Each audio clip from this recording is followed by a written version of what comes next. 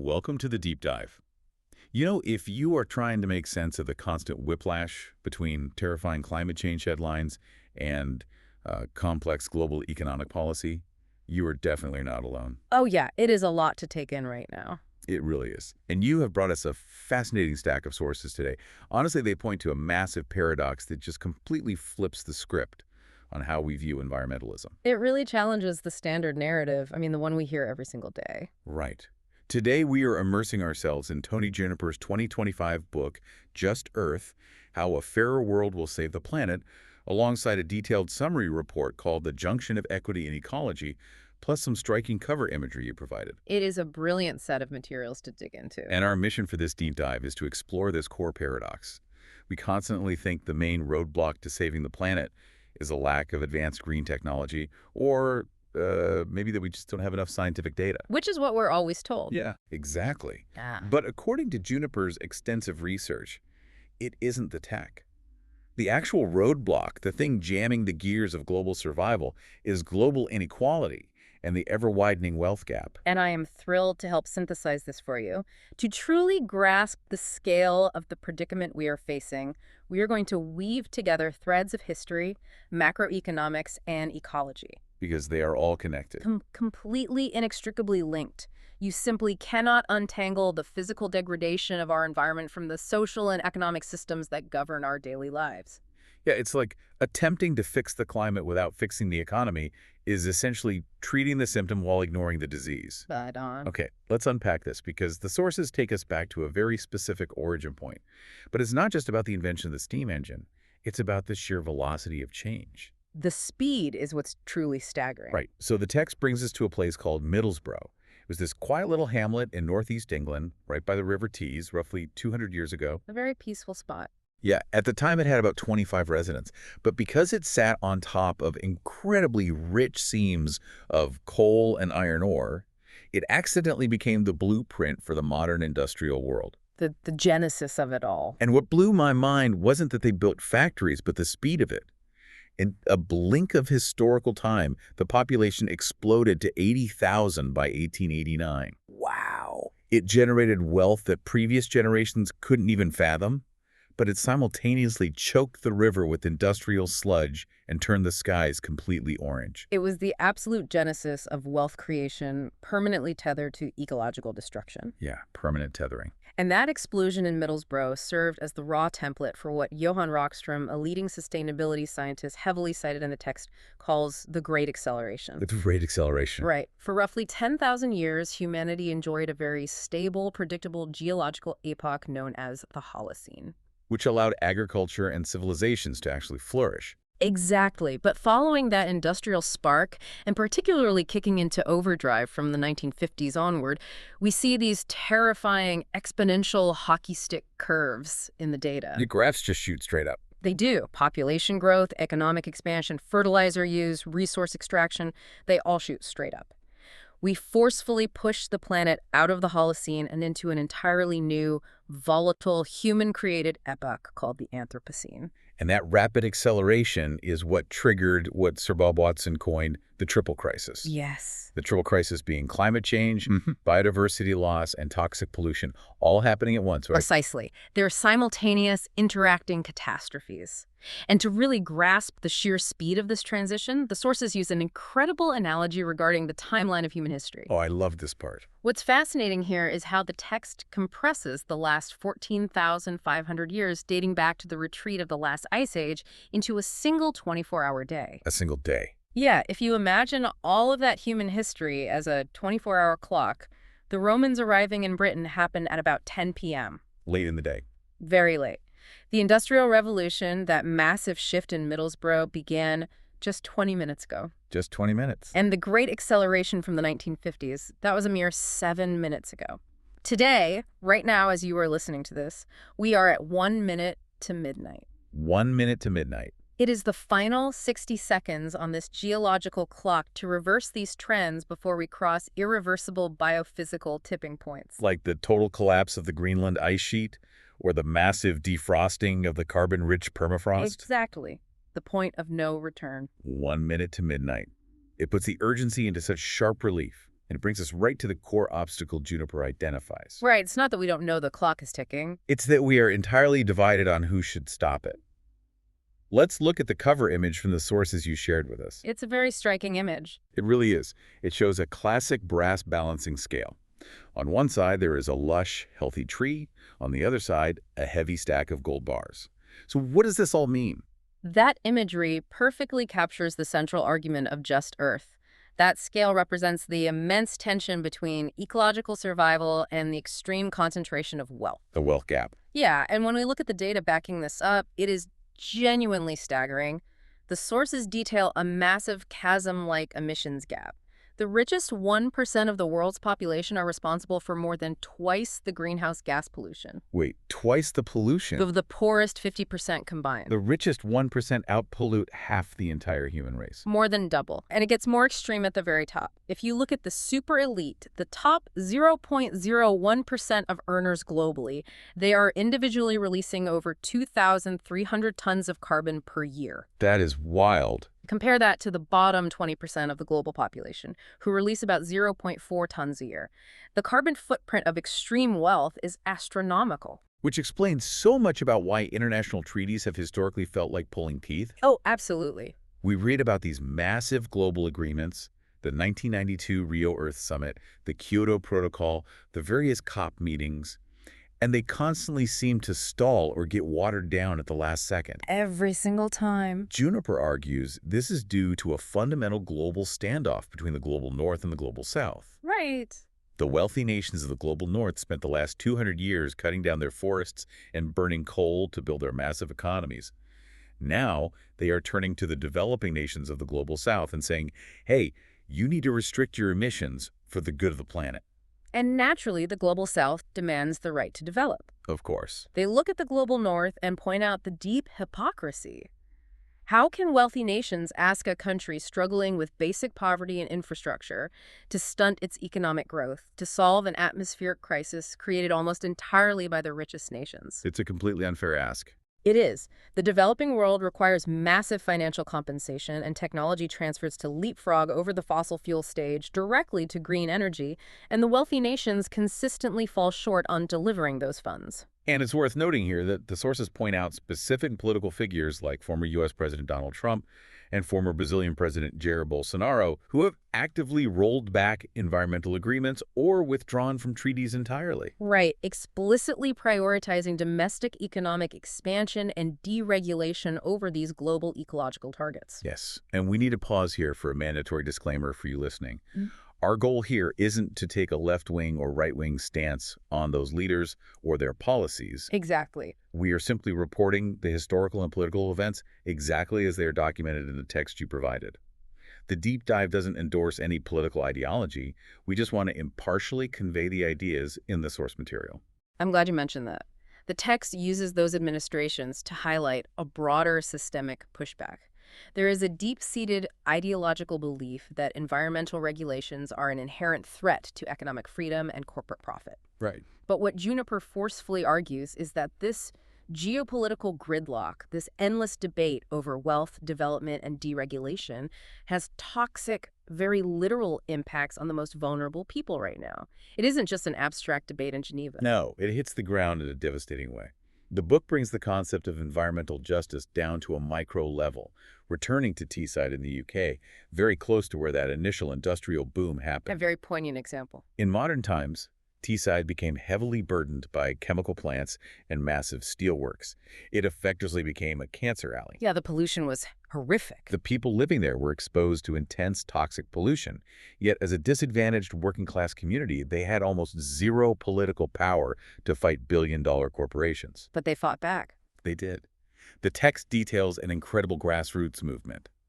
An American campaigner named Denny Larson introduced a tactic known as the Bucket Brigade. The Bucket Brigade is a phenomenal example of democratizing data. Right. Instead of waiting for the government to admit there was a problem, these citizens built DIY testing kits using basic, literal hardware store buckets. Just everyday items. Yeah, they engineered them to capture the toxic air they were forced to breathe during massive flare-ups at the chemical plants. They sent the air to independent labs, and suddenly they had hard, undeniable data. They proved they were being poisoned. Exactly. It completely shifted the power dynamic and gave them the leverage to demand accountability. If we connect this to the bigger picture, that micro-level injustice we see in Teesside scales up globally to catastrophic levels.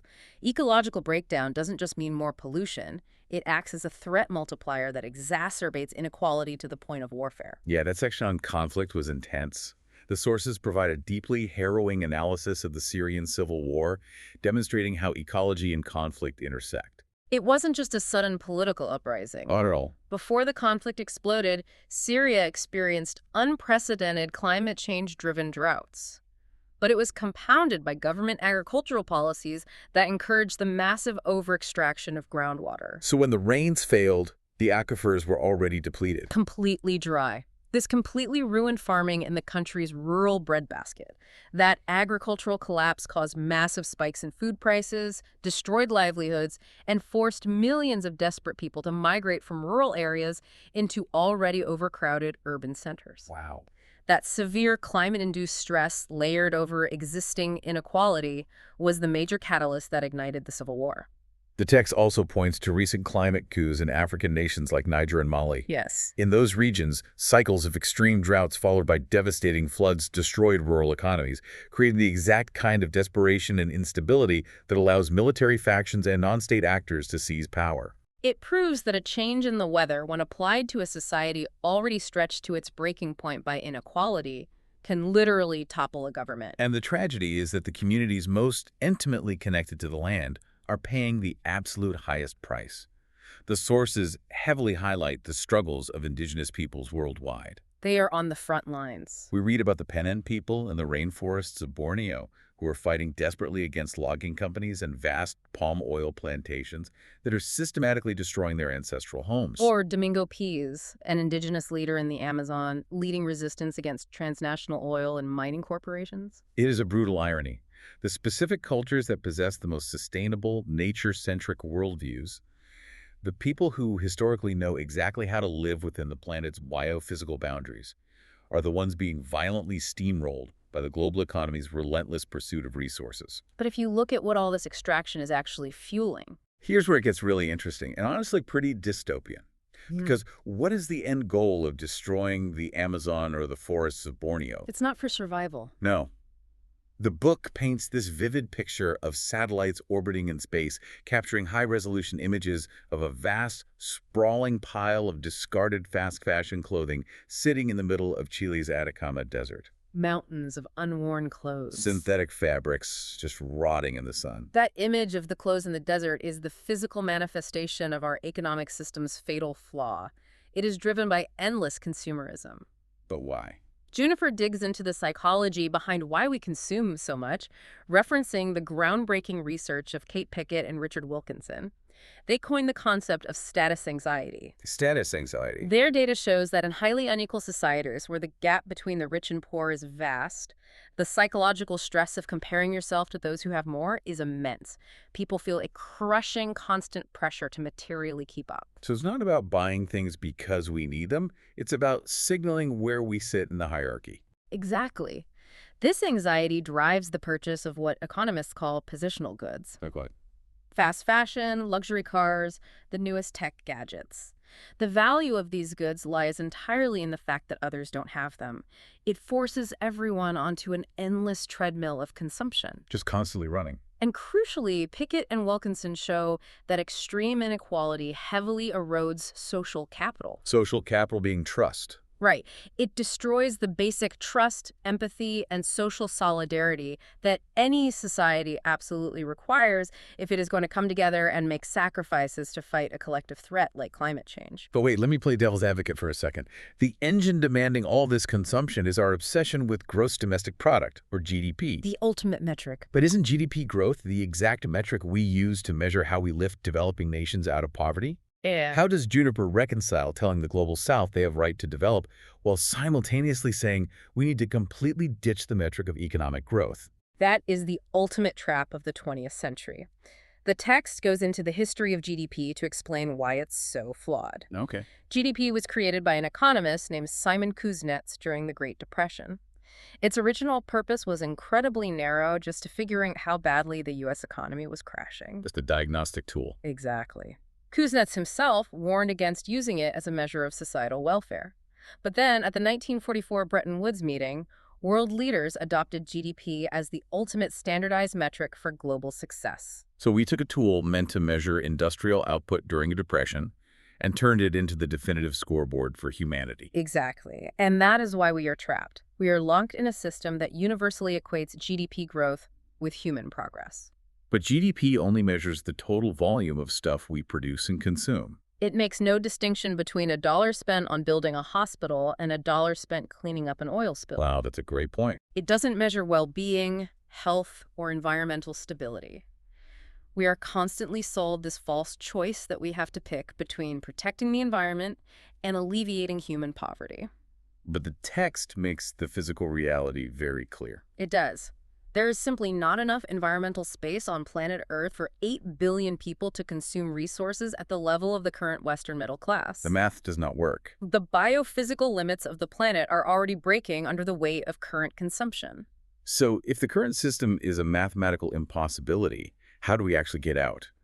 Juniper introduces a totally different framework. He does. He argues that it is not just about going green, because green growth without equality still destroys the planet. Exactly. If we build millions of electric vehicles, but the supply chains still rely on exploited labor and massive extraction, we haven't solved the core issue. He says a new system requires 6 interconnected concepts. It must be renewable, sustainable, circular, regenerative, restorative, and above all, fair. And we really have to emphasize the difference between those terms. A circular economy means recycling materials, so we don't have to mine new ones. Right. Regenerative means actively improving the health of the soil and ecosystems, rather than just sustaining them as they are. But fair is the absolute linchpin. The most important piece. If you have a perfectly circular green economy, but the wealth generated by it is still owned by 3 mega corporations while everyone else is living in poverty, you still have status anxiety. You still have eroded social capital. Exactly. The system will eventually break again. This raises an important question. How do we actually achieve that fairness in the real world? It's easy to say we need a fair society, but how do we build it? Juniper outlines a highly specific 10-point agenda for a just transition. Let's dig into some of the most fascinating points. Yeah, let's go through them. First, obviously, we have to create new measures of progress that go far beyond GDP. Metrics that actually measure human well-being, life expectancy, and ecological health as the baseline for success. Second, and this is a massive structural change, we have to completely redefine corporate governance. The text cites the work of Dr. Victoria Hirth, who argues that the very legal DNA of corporations has to change. Because currently, a CEO has a fiduciary duty to maximize shareholder profit. Right. If they don't, they can literally be sued. Dr. Hirth proposes that companies must be legally bound to a social and ecological purpose.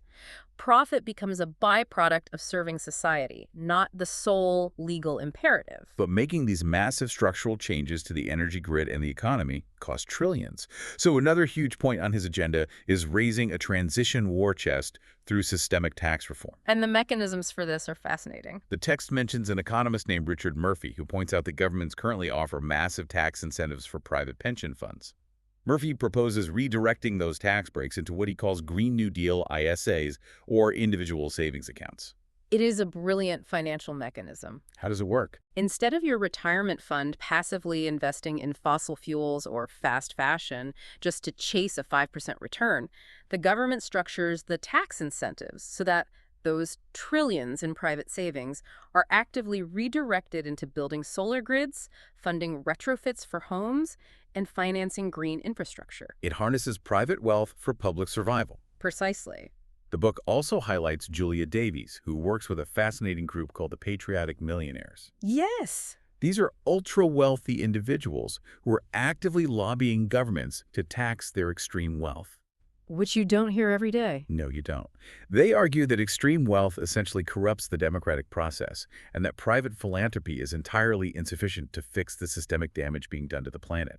We need structured, unavoidable wealth taxes to fund this transition. And finally, tying it back to what we discussed earlier, The agenda stresses the absolute necessity of integrating indigenous wisdom into global policy and legally returning land control to the communities who have historically proven they know how to protect it. All of these agenda points, redefining corporate law, wealth taxes, Green New Deal ISAs, indigenous land rights, they all feed into Juniper's ultimate vision. He introduces a concept he calls thrivalism. Thrivalism, I love that term. It is pitched as a brand new political framework designed to completely replace the outdated 20th century left versus right political divide. Moving past the old arguments. Thrivalism discards the obsession with endless, infinite economic growth.